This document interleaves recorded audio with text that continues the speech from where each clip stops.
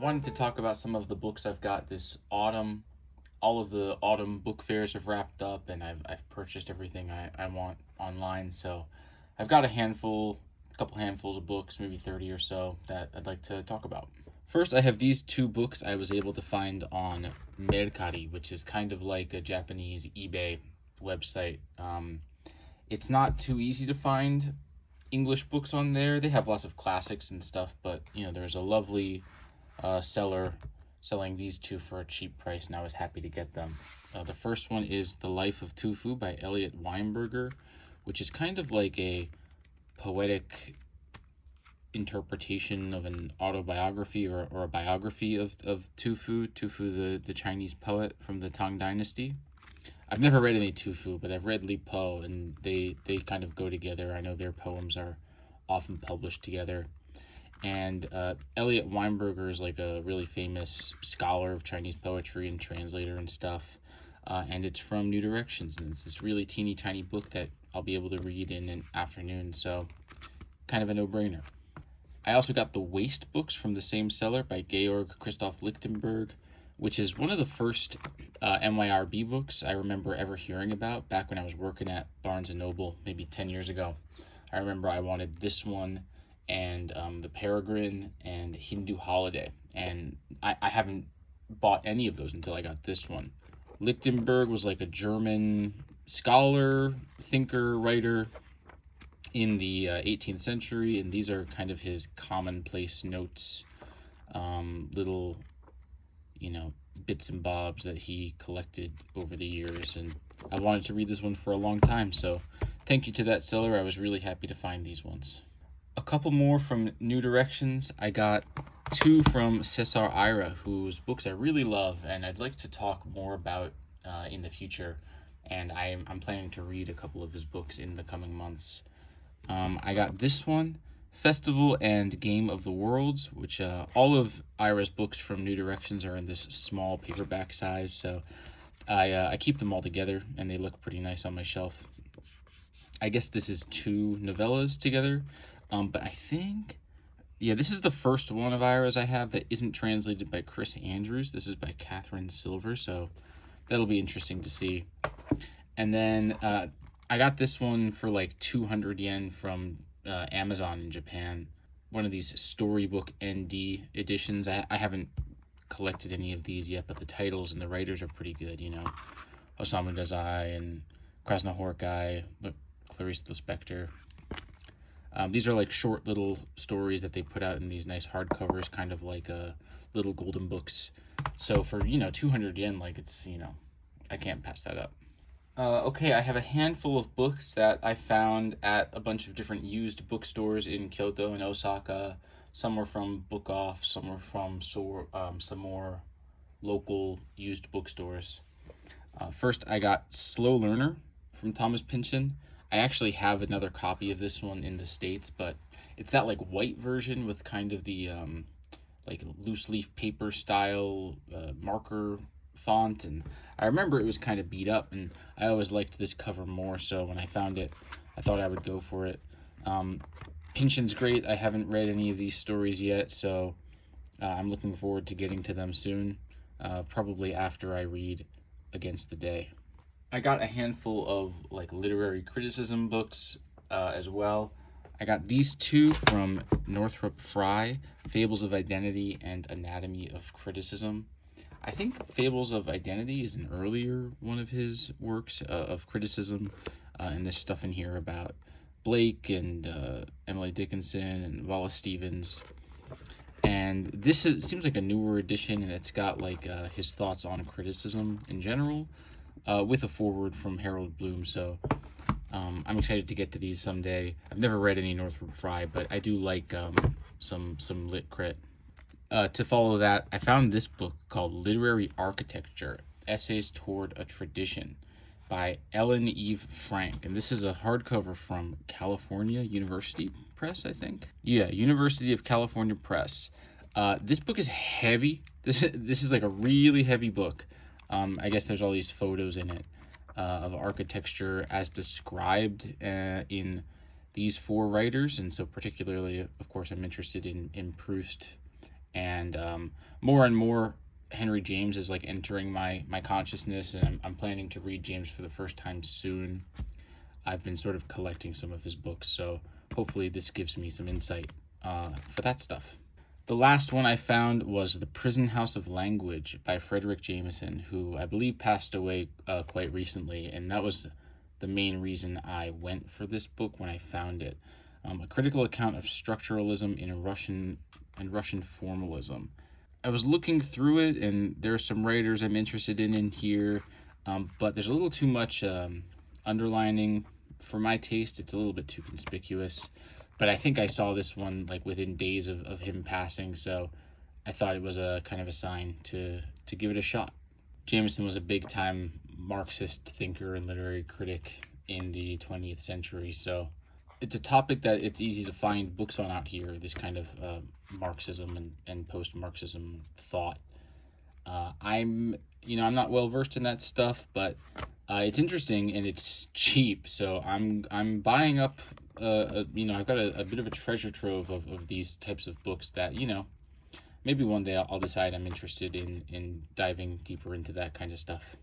I found Catherine's Certitude by Patrick Modiano. I love Patrick Modiano. I've read 3 or 4 of his books, and they all have this really great atmosphere. All of his books are sort of, it seems like they're part of a greater work, and they're all these like pieces that he's sort of constructing into this greater body of work and exploration. I wonder if this fits in at all. It's dealing with memory and Paris and ballet, and it's got these beautiful illustrations. It doesn't seem like Modiano changed his voice so much in making an illustrated book or like a quote-unquote children's book, so it should be good. I'm really excited. These illustrations are by Sempe, who I've never heard of, but it looks cute. This one was pretty awesome. I found at a bookstore near Kyoto University. This is Conjunctions 8, Fiction, Poetry, Essays, and this one is kind of the memorial for Basil Bunting edition, and so all these like tributes to the poet Basil Bunting. But just like some of the names on here, I couldn't believe it. Paul Metcalf, William Gass, Paul West, Walter Abish. The collection of writers here speaks like to me almost directly in a way that I couldn't possibly refuse buying this book. I'll get to it. I've never read Basil Bunting, but I think a lot of this book is taken up with those tributes. Maybe 100 or 80 pages or so. Yeah, Gilbert Sorrentino. I mean, yeah. I mentioned this copy of Thousand Cranes in my rereading goals video, and so I found a couple more of these mass market Japanese classics, which all are quite appealing to me. Hiroshima Notes from Kenzaburo Oe.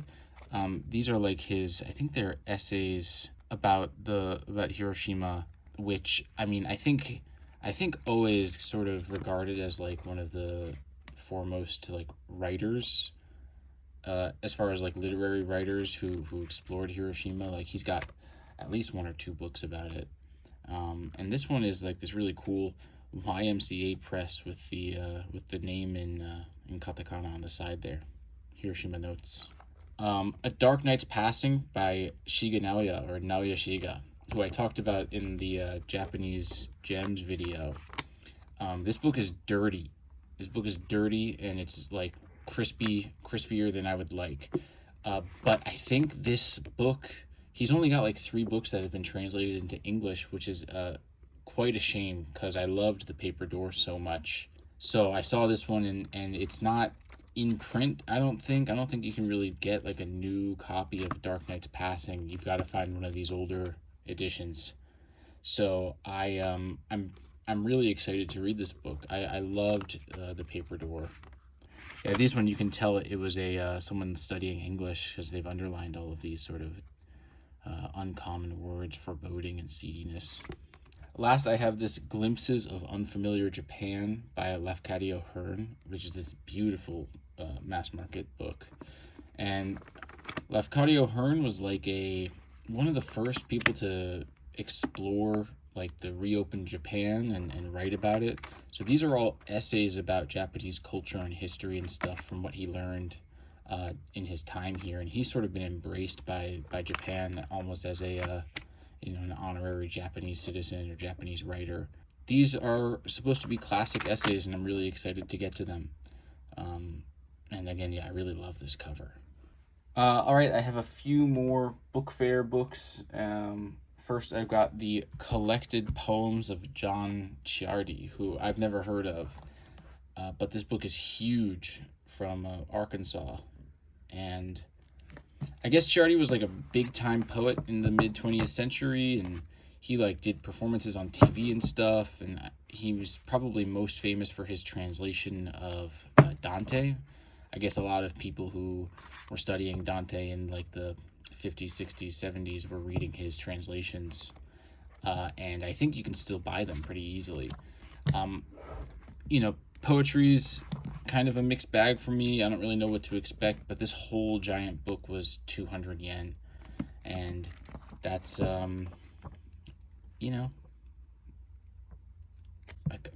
couldn't say no. I got Richard Ellmann's biography of Yeats, which I'm really excited about. Speaking of poetry, one of the few poets who I ever have felt like a real connection with when reading was Yeats. So I'm excited to get into this one, The Man and the Masks. It seems pretty cool, and Ellmann's a pretty well-regarded biographer. I know he did a book about Joyce and Oscar Wilde, so this one was kind of the biggest, like, bright green light at the book fair that I found, a book that was like, I want to read, I'm interested in, not just something I'm sort of taking a risk on. I found this one at the book fair as well, The Woman's Hand, Gender and Theory in Japanese Women's Writing. And I was flipping through the like index and the table of contents, and a lot of the names in here are really interesting to me. The Tosa Diary I'm really interested in reading. There's one here about Tsushima Yuko, who I've spoken about. Fumiko Hayashi is really interesting to me. Fumiko Enchi is also really interesting. And, gender in Japanese literature is kind of it's interesting to me, especially because of how steeped in like women's writers Japanese literature is, like, from its very beginnings, right? So, Murasaki Shikibu and Sei Shonagon, it kind of is this cloud hovering over Japanese literature all the time. So I'm really excited to get into these essays. This is from Stanford. The last books I found at the used book fair, I got this 3-book set on theories of art by Moshe Barasch, who was an Israeli, or originally Romanian, and then Israeli art scholar and theorist, and he's sort of exploring art theory through history. And so we have from Plato to Winckelmann to Baudelaire, and then Impressionism to Kandinsky, and how thoughts of art changed over that time. Art theory and art history is like, I'm interested somewhat, but this whole set came together for a really good price, and a lot of the English books at these used book fairs are beat up, like that crispy Shiga Naoya book, they're all creased and smelly. So these ones are like in pretty great shape, all things considered, and because they were like bundled together in one price, I thought, why not? And when I was looking into Moshe Barasch, I saw he was born in Czernowitz, which is super relevant to me and a bit of a synchronicity, because I've just finished reading an Ermine in Chernobyl, which I'll talk about in my November video, because this book was a stellar. So all said, seems like something it was worth the money for, and even if I don't get to it, it'll be something I can flip through and aspire towards.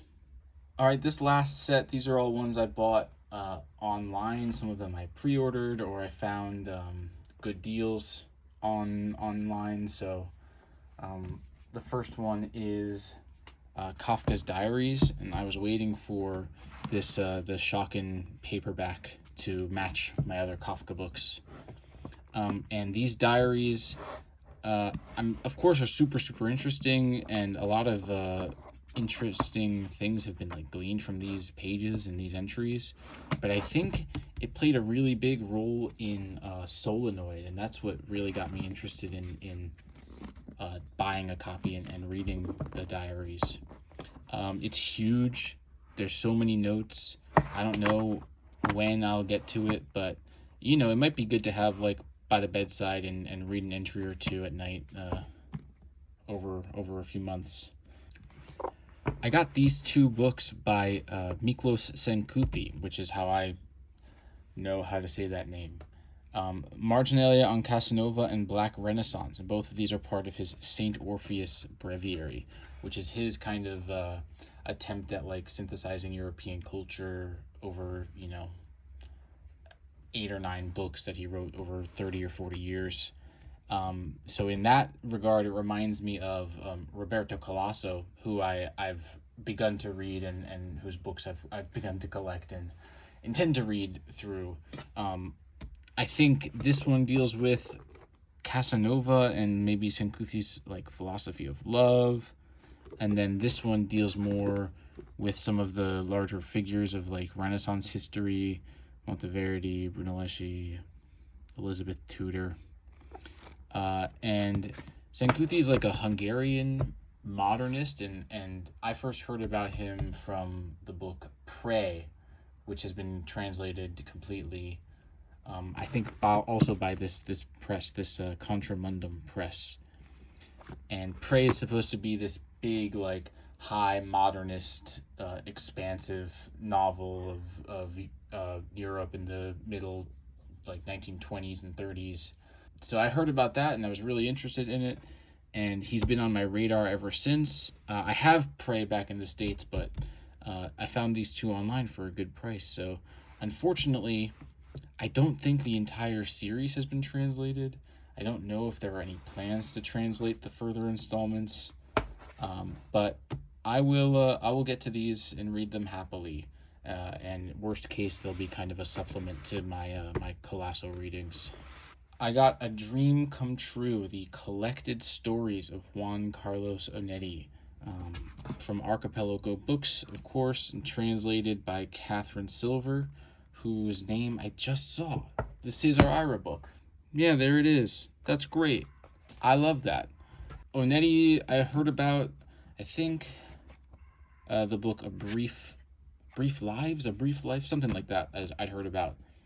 And I sort of peruse the Japanese Amazon out here, because sometimes they have books from these smaller publishers, and they like mark them down crazy because none of the bookstores out here carry anything like from Archipelago or New Directions, or rarely they'll have MYRB stuff. So sometimes I can find these books at a super marked down price, and I got this book for like 800 yen or something like that. Onetti is like a born in Uruguay, but like Argentinian-based writer who was like a student of Borges or worked with him, and it seems like he's kind of a writer who bridges the gap from like Borges to Marquez and Vargas Llosa and Fuentes and those other guys. So I'm really excited to read these, and that translator coincidence is wonderful. A dream come true. Lastly, I have Shimmering Details, the 2-volume memoir of Peter Nadash, who I'm super interested in reading. I have on my shelf, I have a Book of Memories, his novel, which might be the first book I pick up next year. These ones, I think I pre-ordered like a paperback version from Japanese Amazon, and they just like decided that they weren't going to fulfill that order. I guess they couldn't justify like getting those books in stock for whatever reason, so they canceled it. So I got angry, and I paid more money than I would have liked, but I'm really interested in this writer and his style. And this is like huge memoir. It seems really, really fascinating. Nadas is another Hungarian writer. I'm sort of having this Middle European moment in my reading, I suppose, or in my interests at least. And he's still alive. He's like 80 something years old, and I think he deserves his flowers. I mean, I say that without having read anything, but the sheer like tenacity to write a 1,000-page memoir, several like multiple 700-800-page books in a career. It's remarkable, and I think it deserves attention. I don't think Nadas's books have like a huge readership, but I know Parallel Stories was covered a bit from other like booktubers, so I'd heard about it that way. I'm really excited for these, and I think from everything I've got this autumn, these are the two that I'm the most looking forward to opening and starting. So that's it. That's like, I don't know, 30 books I got. Um, it's been a good fall for me, and I'm looking forward to a good winter.